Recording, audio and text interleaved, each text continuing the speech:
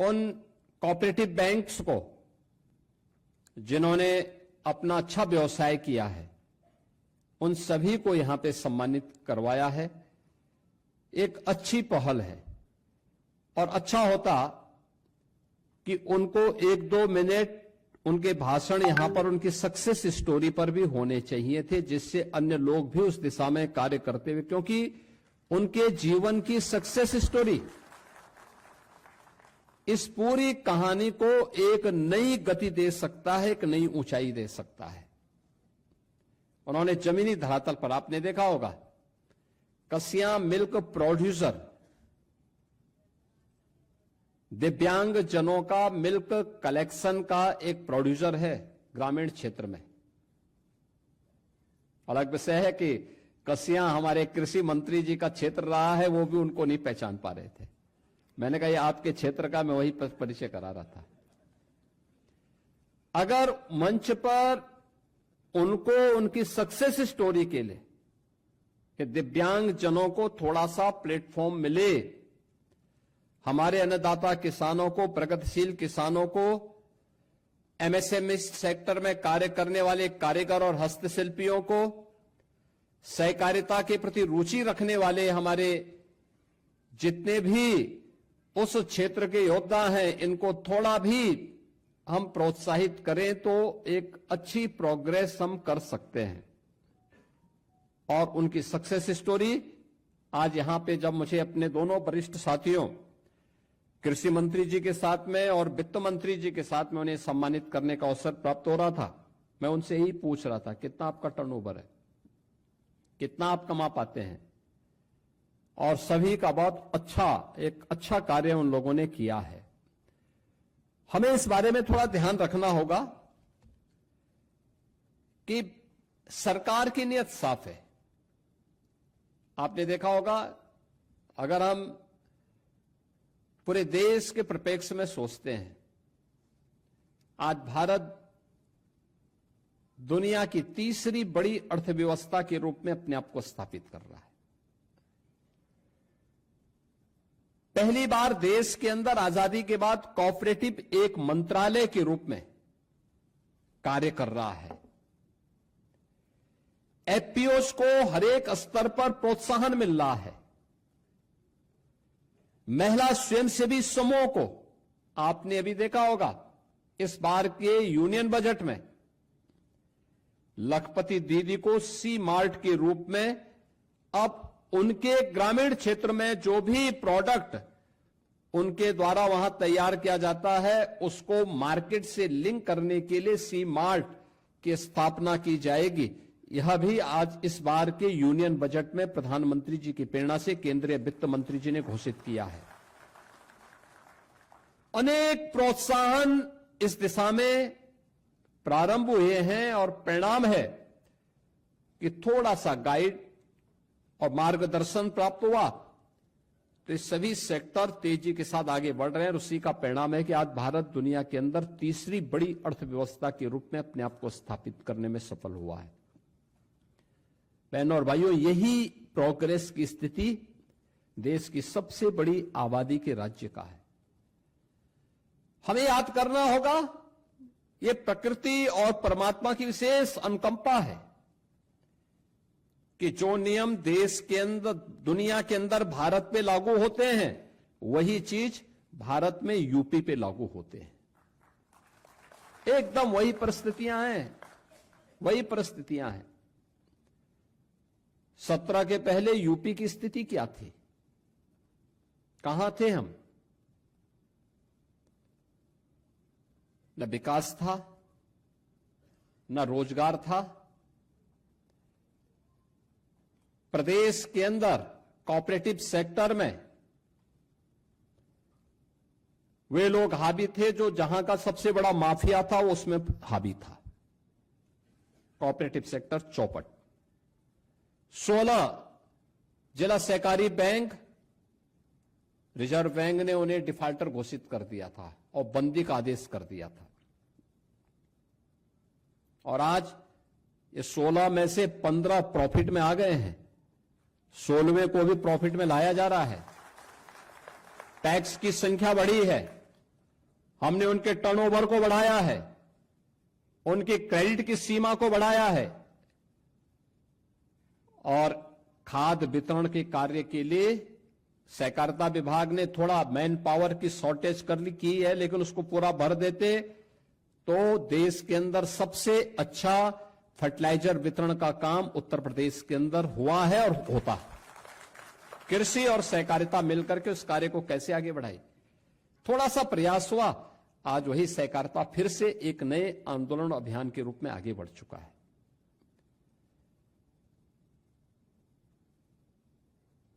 यानी सरकार की नीयत साफ हो तो उसके परिणाम भी स्पष्ट दिखाई देते हैं। एमएसएमई सेक्टर की क्या स्थिति थी? यूपी के अंदर पलायन कर चुके थे, हस्तशिल्पी निराश था, कारीगर हताश था, एमएसएमई सेक्टर बंदी के कगार पर था, वीरानी थी। सरकार ने उसको थोड़ा सा प्रोत्साहन दिया, 1 डिस्ट्रिक्ट 1 प्रोडक्ट के रूप में हमने यूपी के अंदर उसको प्रोत्साहित किया। आज यूपी के अंदर, यूपी देश का पहला राज्य है जो अपने यहां एमएसएमई सेक्टर को 5 लाख रुपए की सुरक्षा बीमा का कवर देता है। 96 लाख एमएसएमई यूनिट यूपी के अंदर कार्य कर रहे हैं।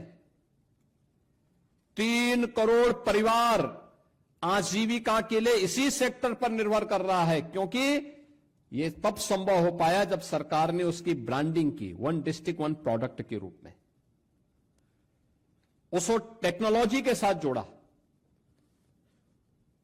उसकी ब्रांडिंग की, मार्केट से जोड़ा, पैकेजिंग के साथ जोड़ा, डिजाइनिंग के साथ जोड़ा।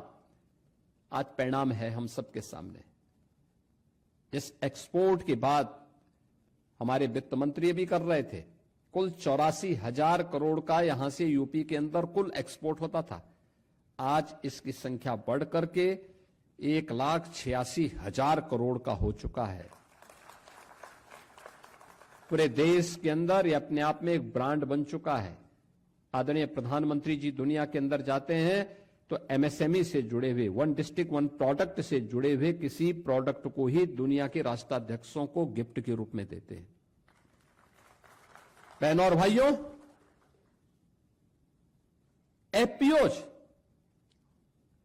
एफपीओज की क्या ताकत है?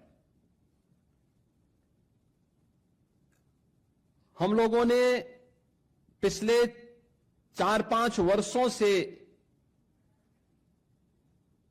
यूपी ट्रेड शो का आयोजन करना प्रारंभ किया है ग्रेटर नोएडा में, और इसमें गत वर्ष में देख रहा था सबसे अच्छा सराहा गया था वो था यूपी के एफपीओज को। यूपी के एफपीओज जितना अच्छा काम कर रहे हैं, अभी मैं बाहर भी प्रदर्शनी लगी हुई थी वो देख रहा था। यानी हर एक सेक्टर में कुछ ना कुछ नया हुआ है, चाहे वह महिला स्वयंसेवी समूह हो, एफपीओज हो, एमएसएमई सेक्टर हो या कोऑपरेटिव का सेक्टर।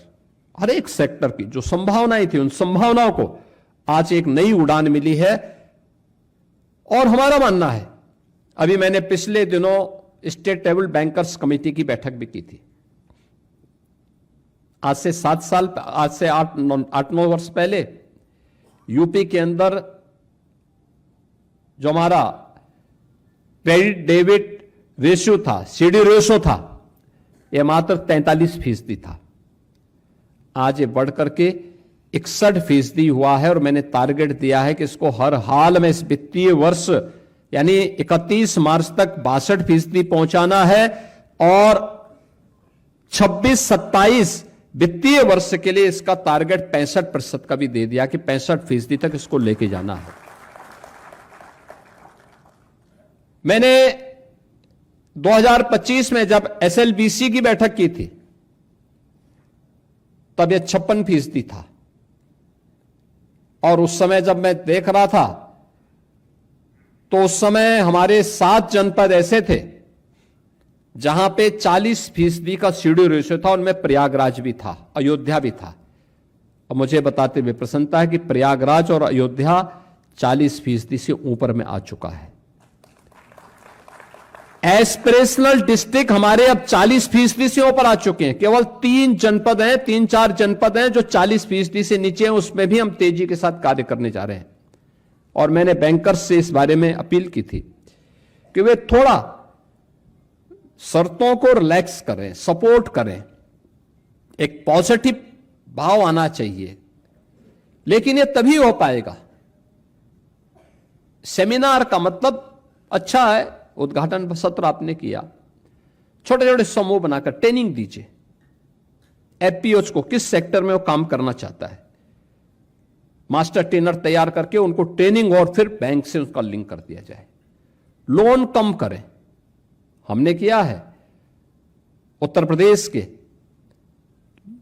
हमारे लघु और सीमांत किसानों के लिए। सहकारिता के फील्ड में जब उनको लोन दिया जाता था 11% उनसे इंटरेस्ट लिया जाता था। बैंक उनका घाटे पे था क्योंकि या पैसा उनका डूबता था। हमने कहा भी इसको कम करो, आज कोऑपरेटिव में उसको कम किया है। अब हमने कहा कि भाई प्रयास होना चाहिए कि हम 5 से 6% में उनको किसानों को लोन उपलब्ध करवाएं। शेष गवर्नमेंट सपोर्ट करेगी उसको। आप देखना लघु और सीमांत किसान को आसान किस्तों में अगर लोन मिलेगा तो वह तेजी के साथ अपने यहां निवेश भी करेगा, खेती में पैसा लगाएगा। दूसरा, यह आवश्यक नहीं कि जैसी परिस्थिति देश के अंदर अन्य राज्यों में है निवेश की, खेती में लागत की, उतना यूपी भी करे। यूपी में उतनी लागत नहीं आएगी, कम आएगी। और कृषि मंत्री जी का भी ध्यान में आकर्षित करना चाहूंगा, यूपी में कम आएगी। इसलिए कम आएगी क्योंकि यूपी देश ही नहीं दुनिया का पहला ऐसा क्षेत्र है जहां पर 86% लैंड हमारे पास सिंचित है, सिंचित भूमि है या सिंचाई की बेहतर सुविधा है। सबसे ज्यादा लागत बीज में, सिंचाई में और किसी एक तकनीक को अपनाने में किसान खर्च करता है। इतनी अच्छी फर्टाइल लैंड, अच्छा बीज उपलब्ध करवा दें, समय पे बीज उपलब्ध हो जाए, सिंचाई के साधन हैं, तो उसकी लागत अपने आप ही कम आ जाती है। अन्य जगहों में सिंचाई की लागत ज्यादा है, हमारे यहां तो किसान, ज्यादातर किसान 40% किसान हमारा ऐसा है जो किसान ट्यूबवेल पे निर्भर करता है। 16 लाख ट्यूबवेल ऐसे हैं जो बिजली से चलते हैं। उन सबको हम, उन सभी किसानों को फ्री में बिजली दे रहे हैं। नहरों से होने वाली सिंचाई, यह सिंचाई फ्री में है।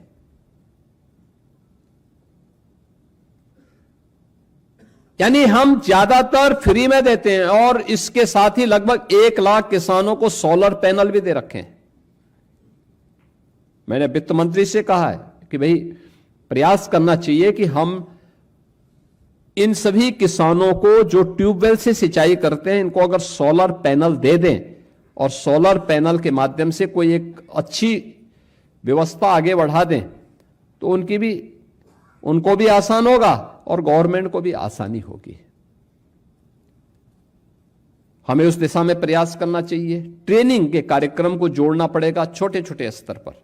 मास्टर ट्रेनर करिए, कृषि विज्ञान केंद्रों को जोड़िए, कृषि विश्वविद्यालयों को अपने साथ जोड़िए, कोऑपरेटिव को अपने साथ जोड़िए और ये लोग फिर इनको टारगेट दीजिए कि भाई ट्रेनिंग आप कराइए, हमारा एक मास्टर ट्रेनर आपके साथ रहेगा। एफपीओज की ट्रेनिंग हो, किस सेक्टर में, वहां की संभावनाएं क्या हैं, बैंकर्स इसके साथ जुड़े, अपना सीएसआर का पैसा इसमें लगाए। याद रखना, उससे आपका बिजनेस भी बढ़ेगा, बैंक का भी बिजनेस बढ़ेगा। नाबार्ड को, रिजर्व बैंक को, अन्य बैंकर्स को इसके साथ जुड़ना पड़ेगा। गवर्नमेंट उसमें सपोर्ट करने को तैयार है। और आज यूपी के अंदर प्रयास जो प्रारंभ किया गया, परिणाम क्या है? जो यूपी बीमारू राज्य था, आज वह देश का रेवेन्यू सरप्लस स्टेट के साथ ही भारत की इकोनॉमी का ब्रेक थ्रू बन करके भारत की इकोनॉमी को एक मजबूती प्रदान कर रहा है। आप याद करिए ना, आज से 10 वर्ष पहले यूपी का शेयर भारत की इकोनॉमी में मात्र 8% रह गया था। आज हम 9.5% तक पहुंचे हैं। यूपी भारत के अंदर सबसे बड़ी आबादी का राज्य था। हमारे पास सबसे अच्छा मैन पावर भी था, सबसे अच्छी फर्टाइल लैंड भी थी, सबसे अच्छा जल संसाधन भी था। लेकिन देश की अर्थव्यवस्था में हमारा योगदान 8% रह गया था और उत्तर प्रदेश की इकोनॉमी भी देश के अंदर 8वें 9वें स्थान पर थी। आज मुझे बताते हुए प्रसन्नता की अनुभूति हो रही है। याद करिए, 16 में यूपी की जो अर्थव्यवस्था थी, ये मैं भी नाबार्ड के ही उससे बोल रहा हूं और ये मेरे आंकड़े भी थे, क्योंकि हम लोग यहां पे वर्तमान में जो कार्य कर रहे हैं उसके तहत भी 2016 में केवल 11,70,000 थी और इस वित्तीय वर्ष में यानी 31 मार्च तक 36 लाख करोड़ तक पहुंचेगी। 36 लाख करोड़ की एक यात्रा है। ये यात्रा दिखाती है कि नियत साफ हो तो परिणाम भी, रिजल्ट भी स्पष्ट सामने आते हैं और वही परिणाम है ये, जो परिणाम आज हम सबके सामने इस रूप में देखने को मिल रहे हैं। इस परिणाम का इसका रिजल्ट क्या है? रिजल्ट है यूपी के अंदर 16 में पर कैपिटा प्रति व्यक्ति आय 43,000 थी। आज ये बढ़कर के 1,20,000 तक पहुंची है। 1,20,000 यानी लगभग 3 गुना। हमने फिस्कल डेफिसिट 3% से कम है यूपी का, यानी देश के किसी भी राज्य में अगर आप जाएंगे तो वहां पे सबसे वित्तीय प्रबंधन का बेहतरीन उदाहरण। और यूपी गत 5 वर्ष से रेवेन्यू सरप्लस स्टेट के रूप में अपने आप को स्थापित किया है और अब तो यूपी यानी 4 वर्ष में, यानी हम पिछले 5 वर्षों से रेवेन्यू सरप्लस भी है। टैक्स रेवेन्यू में 60% की वृद्धि और पिछले 8 वर्ष में 9 वर्ष में हम लोगों ने कोई भी नया टैक्स उत्तर प्रदेश के नागरिकों पे नहीं लगाया। किसी भी नागरिक पे नहीं लगाया, कोई नया टैक्स नहीं लगाया, बल्कि देश के अंदर डीजल पेट्रोल सबसे कम दाम पर यूपी के अंदर मिलता है, उस पर वैट सबसे कम यूपी के अंदर है। यानी कार्य करने की क्षमता सरकार की जब होती है तब यह आज रिजल्ट आते हैं और उस रिजल्ट का परिणाम है कि आज यूपी देश के अंदर नंबर 2 की इकोनॉमी के रूप में अपने आप को स्थापित किया है। 8 से हम नंबर 2 पर आ गए। यूपी की जो गति है कृषि क्षेत्र में ही अगर आप देखेंगे, आज से 8-9 वर्ष पहले यानी सरकार ने थोड़ा सा सपोर्ट किया, सरकार खड़ी हुई किसानों के साथ में, सिंचाई की क्षमता बढ़ाई, बीज सही दिए, उनके ट्रेनिंग के कार्यक्रम को जोड़े, कृषि विज्ञान केंद्र जो ठिफंड पड़े हुए थे, बंदी के कगार पर थे, बंजर पड़े हुए थे, जब थोड़ा कृषि विभाग ने उसमें मेहनत की, आज परिणाम क्या है? कृषि विकास दर यूपी की 8% से बढ़कर के अब 18% से ऊपर हो चुकी है, 18% से ऊपर चल रही है। यानी ये लगातार वे आंकड़े हैं जो उत्तर प्रदेश के अंदर आज हम सबको अपनी ओर आकर्षित करती है और ये चीजें दिखाती हैं कि सरकार के द्वारा थोड़ा सा प्रयास किया जाए तो परिणाम आ सकते हैं।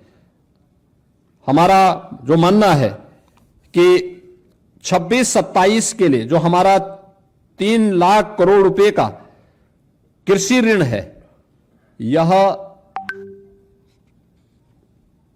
13% पहले की तुलना में बढ़ा है और हम लोग इस बात को मानते हैं कि टेक्नोलॉजी, इरिगेशन, स्टोरेज और प्रोसेसिंग, यह इस दिशा में हमें नए निवेश को आगे बढ़ाना होगा। याद करना, हमारा अन्नदाता किसान मेहनत कर सकता है, लेकिन जब तक वैल्यू एडिशन के साथ हम उसको जोड़ेंगे नहीं, वह लाभकारी नहीं होगा उसके लिए।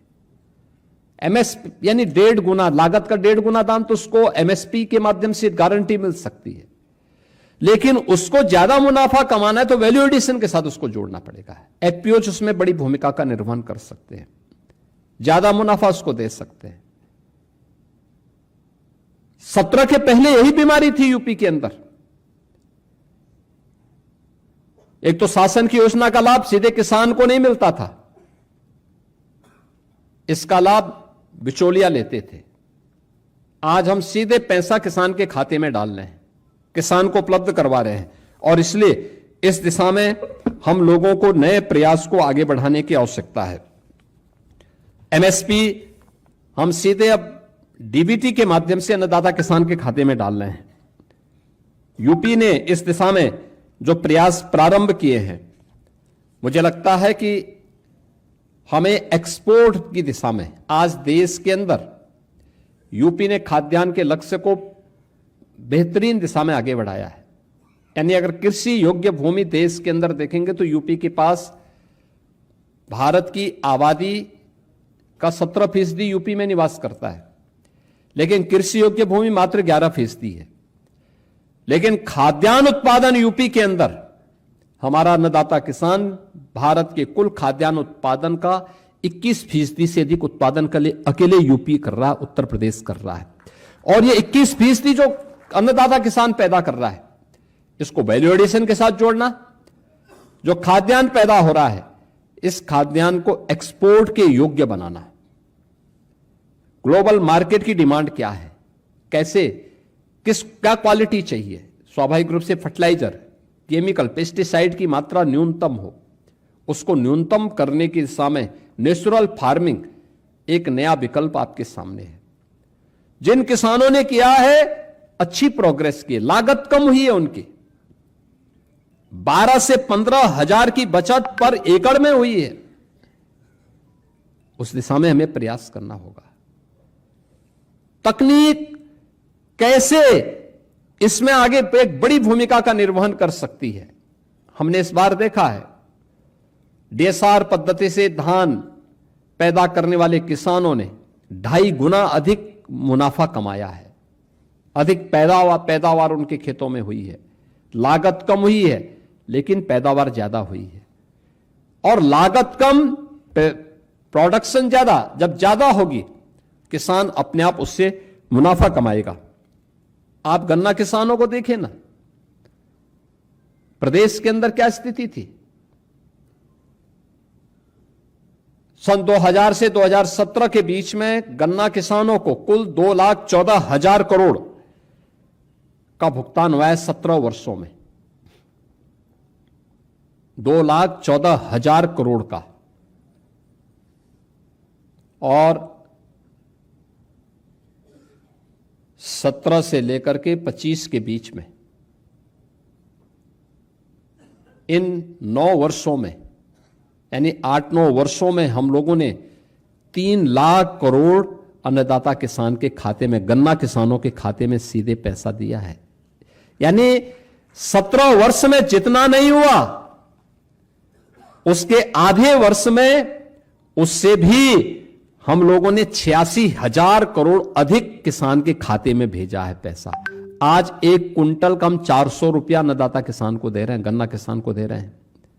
ये सरकार के द्वारा की गई प्रक्रिया, यानी उस दिशा में उठाए गए कदम हैं, और इसके माध्यम से लाभान्वित होने वाले किसानों का है। आज यूपी इथेनॉल उत्पादन में देश के अंदर नंबर 1 पर, गन्ना उत्पादन में देश के अंदर कुल गन्ना उत्पादन 55% केवल यूपी कर रहा है। चीनी देश के अंदर यूपी उत्पादन नंबर 1 पर यूपी है। इथेनॉल उत्पादन कुल उत्तर प्रदेश के अंदर 41 करोड़ लीटर होता था, अब यह 182 करोड़ लीटर है, जो देश के अंदर नंबर 1 पर है। और यह केवल ethanol, blended petrol, sugar, ethanol sector का, यानी अब यह एक एश्योर्ड कैश फ्लो है अन्नदाता किसान के खाते में, एक श्योरिटी है। ये पैसा कहीं नहीं जाना, किसान के खाते में जाना है। जो पहले पेट्रो डॉलर के रूप में बाहर जाता था, आज वही पैसा हमारे अन्नदाता किसान के खाते में जा रहा है इथेनॉल ब्लेंडेड के माध्यम से। और उस कार्यक्रम को भी हम इन चीजों के साथ जोड़ रहे हैं। यह एक इसके साथ देखने को हम सबको मिली है।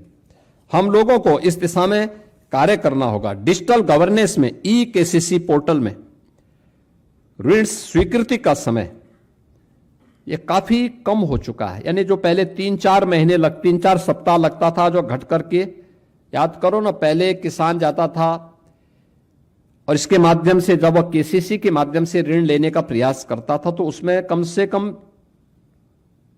25 दिन से लेके 1 महीना लगता था। आज वह ई-केसीसी के माध्यम से मात्र 5 मिनट का समय लग रहा है। 5 मिनट के अंदर उसको ऋण की सुविधा प्राप्त होती है। लेकिन इसको हमें और सशक्त करना होगा। अन्नदाता किसान और सरकार आज आर्टिफिशियल इंटेलिजेंस का उपयोग खेती में कैसे हो सकता है, इस दिशा में एक नए प्रयास को आगे बढ़ा रही है। और इस दिशा में हम लोगों ने, यानी आदरणीय प्रधानमंत्री जी ने, उनकी प्रेरणा से केंद्रीय बजट में भी इस बार एआई कृषि प्लेटफॉर्म की घोषणा हुई है। और इस दिशा में एक नए प्रयास को हमें आगे बढ़ाना चाहिए। और मुझे प्रसन्नता है, जो मैंने यहां पे पहले भी कहा, कुछ मॉडल जो हमारे सामने आज यहां प्रस्तुत किए गए थे, दिव्यांग जनों का, कसिया मिल्क प्रोड्यूसर का, यानी उनका एफपीओज दिव्यांग जनों का है। 1005 सदस्य हैं इस एफपीओज में। साई जी आप ही के पुराने क्षेत्र से हैं और इन 1005 सदस्यों के साथ आपको एक बार बैठना चाहिए, स्वयं वहां कसिया में जाकर के। एक बड़ा कार्यक्रम होगा ये, एकदम ठीक उसी तर्ज पर जैसे बलेनी मिल्क प्रोड्यूसर ने किया था बुंदेलखंड में। ये वही एक सक्सेस स्टोरी है। और मैं तो इन दिव्यांग जनों का हृदय से अभिनंदन करूंगा कि पूर्वी उत्तर प्रदेश में, जहां पर हम लोग ये मानते थे कि ये सेक्टर कमजोर है, इन लोगों ने आंखों को खोलने वाला कार्य किया, बहुत अच्छा काम किया, बहुत अभिनंदनीय कार्य किया है। इस प्रयास के लिए मैं इनका अभिनंदन करता हूं, इन्हें बधाई भी देता हूं। यह एक सक्सेस स्टोरी है। मथुरा की 750 महिला नेतृत्व देने वाली सरसों उत्पादन कंपनी, आप याद करिए, मथुरा में मैं भी बाहर उनकी प्रदर्शनी को भी देख के आया हूं। मस्टर्ड ऑयल को कैसे उन्होंने प्रोसेसिंग के माध्यम से अच्छा मुनाफा कमा रही है। हमें इस दिशा में प्रयास करना चाहिए, हम भी इस दिशा में कार्य करेंगे। आज कोऑपरेटिव का भी आधुनिकीकरण हो रहा है। आपने देखा होगा अभी सहकार से समृद्धि की ओर डिजिटल, इसका डिजिटलीकरण, ई गवर्नेंस और पारदर्शी नीतियों से आज सहकारिता में सुशासन और जवाबदेही भी इसमें सुनिश्चित हुई है। हम इस दिशा में पूरी तत्परता के साथ कार्य कर रहे हैं और इसमें हम लोगों के द्वारा प्रयास, हम लोगों ने, हमारा पूरा प्रयास होगा कि यह गवर्नमेंट इस दिशा में कार्य करे। और यूपी देश के अंदर पहली गवर्नमेंट है जो विश्व बैंक के साथ एग्रीटेक पर कार्य कर रही है। एग्रीकल्चर, एमएसएमई, वोमेन, एग्रीटेक और यूथ एंटरप्रेन्योर्स पर आज हम फोकस करें। बैंक के विकास, जो इंटरेस्ट रेट है, इसको हमें कम करना होगा। ट्रेनिंग को फोकस करना होगा। अलग अलग क्षेत्र में अलग अलग प्रकार के जो क्लाइमेटिक जोन हैं या जो हमारे कृषि विज्ञान केंद्र हैं या कृषि विश्वविद्यालय हैं, इनके लोकेशन भी उसी रूप में स्थापित हैं। इन सब को केंद्र बना करके अगर हम कार्य करेंगे तो कोई कारण नहीं कि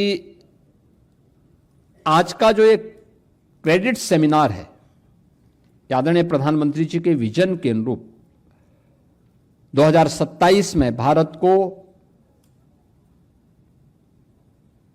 तीसरी बड़ी अर्थव्यवस्था के रूप में स्थापित करने और 29-30 में यूपी जैसे राज्य को $1 ट्रिलियन की इकोनॉमी बनाने में मददगार होगा। यानी यूपी अनलिमिटेड पोटेंशियल की जो हम बात करते हैं, तो अनलिमिटेड पोटेंशियल उस हमारी कार्य क्षमता से, कार्यदक्षता से वह हम सबको दिखाई देगा। और वह समय तब आएगा, वह समय होगा जब यूपी विकसित भारत के साथ विकसित उत्तर प्रदेश, आत्मनिर्भर भारत के साथ आत्मनिर्भर उत्तर प्रदेश के लक्ष्य को प्राप्त करेगा। और इस प्रकार के सेमिनार उसमें बड़ी भूमिका का निर्वहन कर सकते हैं। लेकिन हमें इसको छोटे स्तर पर ट्रेनिंग के साथ, स्पेसिफिक ट्रेनिंग के साथ, उस प्रकार के मास्टर ट्रेनर को पहले से तैयार करके और फिर उनको उन लोगों के बीच में भेज करके जो जिस सेक्टर से संबंधित कार्य करना चाहता है, एफपीओज के लिए, एमएसएमई के लिए, या फिर लखपति दीदी जो सी मार्ट के रूप में जिन्हें आगे बढ़ाना है, या कोऑपरेटिव सेक्टर में, अलग अलग सेक्टर में अगर हम कार्य कर पाएंगे तो उसके बेहतर परिणाम आएंगे। मैं आज के इस सेमिनार के लिए नाबार्ड को, सभी बैंकर्स को हृदय से धन्यवाद देता हूं और विश्वास करूंगा कि इसको और व्यापक पैमाने पर आगे बढ़ाने का आप कार्य करेंगे। आप सबके प्रति मेरी मंगलमय शुभकामनाएं हैं। धन्यवाद। जय हिंद।